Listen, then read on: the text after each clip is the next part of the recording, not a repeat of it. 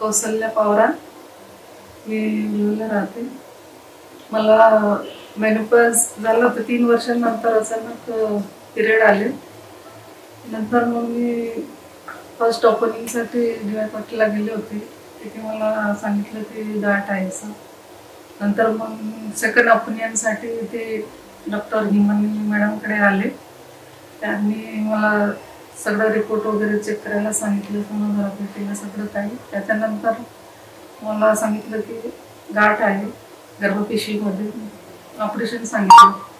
1 महिन्यानंतर मग सगळं टेस्टिंग वगैरे झालं। त्याच्यानंतर मग इथे आर्दर हॉस्पिटलमध्ये, मेडिकवर हॉस्पिटलमध्ये माझं इलाज झाला आणि खूप चांगलं आहे हॉस्पिटल। स्टाफ वगैरे पण चांगले, डॉक्टर भी खूप चांगले आहे। मग ऑपरेशन झालं माझं, आता 31 दिवस आहे, काही जाणवलं नाही मला। खूप चांगलं आहे, एकदम ठीक झाले।